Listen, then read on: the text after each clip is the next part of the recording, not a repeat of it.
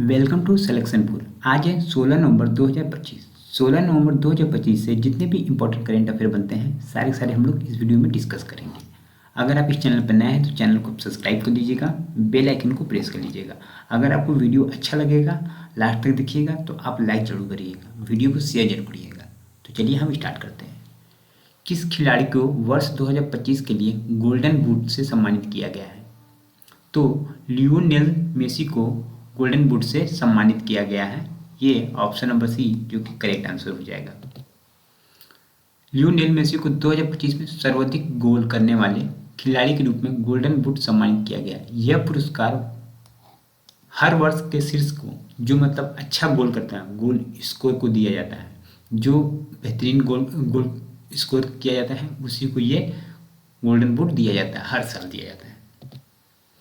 ज़्यादा पैदावार वाली लंबे रेशे वाली कपास की खेती को बढ़ावा देने के लिए सरकार ने कौन सा मिशन शुरू किया है? ये कपास क्रांति मिशन, ऑप्शन नंबर बी जो कि करेक्ट आंसर हो जाएगा। इसको आप टिक कर लीजिएगा, जो कि शुरू किया गया है। सरकार ने उच्च गुणवत्ता वाली कपास उत्पादन को बढ़ावा देने हेतु कपास क्रांति मिशन शुरू किया है, जिससे कपास उत्पादकों की आय बढ़ाई जा सके।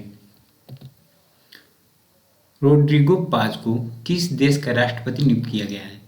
ठीक है, बोलीविया देश के राष्ट्रपति को नियुक्त किया गया है।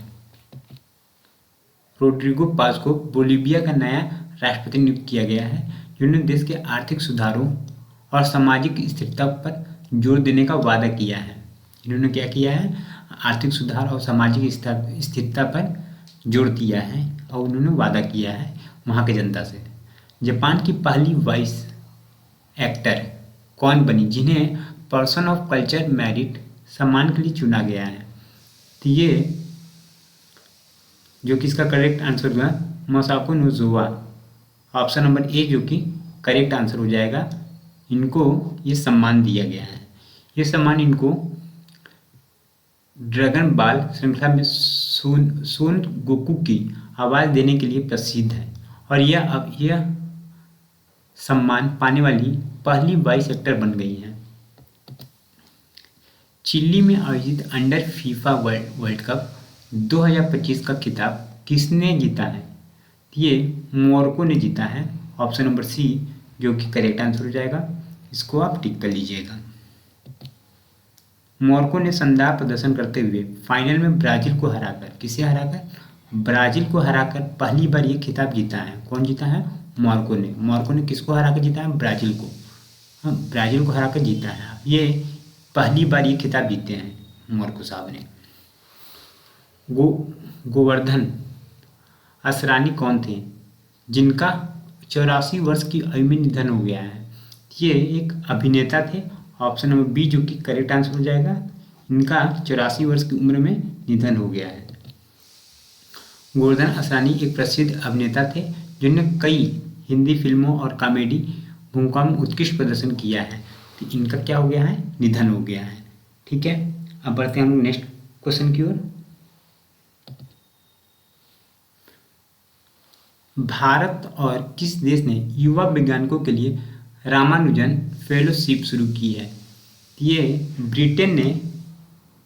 ब्रिटेन और भारत मिलकर ये योजना को शुरू किया है। भारत और ब्रिटेन ने मिलकर युवा वैज्ञानिक को प्रोत्साहित करने के लिए रामानुजन फेलोशिप शुरू किया है, जिसका उद्देश्य है संयुक्त अनुसंधान और नवाचार को बढ़ावा देना।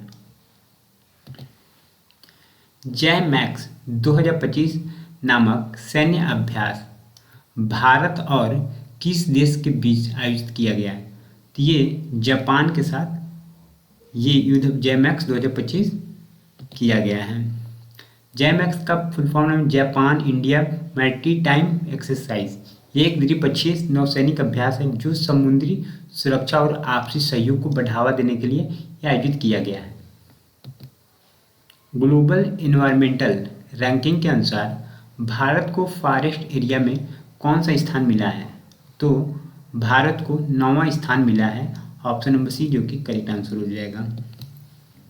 भारत कुल वन क्षेत्र के मामले में विश्व में 9वें स्थान पर है और जिसमें 24 10% भूमि क्षेत्र वनाच्छादित है। IUCN जिसे international union for conservation of nature का 90वां स्टेट मेंबर कौन सा देश बना? तो ऑप्शन नंबर बी तुवालू देश ने बना, तुवालू, जो कि करेक्ट आंसर हो जाएगा। ये प्रशांत द्वीप राष्ट्र तुवालू का पर्यावरण संरक्षण के क्षेत्र में उनके प्रयासों के लिए IUCN का 90वां सदस्य बनाया गया। भारत और अंतर्राष्ट्रीय विज्ञान महोत्सव जिसे IISF 2025 का आयोजन कहाँ किया गया? ये चंडीगढ़ में किया गया, ऑप्शन नंबर बी जो कि करेक्ट आंसर हो जाएगा। IISF 2025 का आयोजन चंडीगढ़ में किया गया, जिसका उद्देश्य है भारत में वैज्ञानिक नवाचार और अनुसंधान संस्कृति को प्रोत्साहित करना। IIS 2025 को क्या करना है? उनको प्रोत्साहित करना है, अनुसंधान और संस्कृति जो यहाँ कल्चर है। अब हम बात करते हैं स्टैटिक जीके, जो कि आपके एग्जाम के लिए भी बहुत ही इम्पोर्टेंट रहता है और रहेगा। तो चंद्रगुप्त मौर्य के बाद मौर्य सिंहासन पर निम्नलिखित में से कौन बैठा था? तो चंद्रगुप्त के जो पुत्र था बिंदुसार, बिंदुसार ही चंद्रगुप्त के बाद सिंहासन पर बैठा था। चंद्रगुप्त के बाद मौर्य सिंहासन पर बिंदुसार बैठा था। ठीक है। यूनानी को भारत से बाहर किसने निकाला था? तो यूनानी को भारत चंद्रगुप्त मौर्य ने निकाला था। यूनानी को भारत से बाहर निकालने का श्रेय चंद्रगुप्त को जाता है।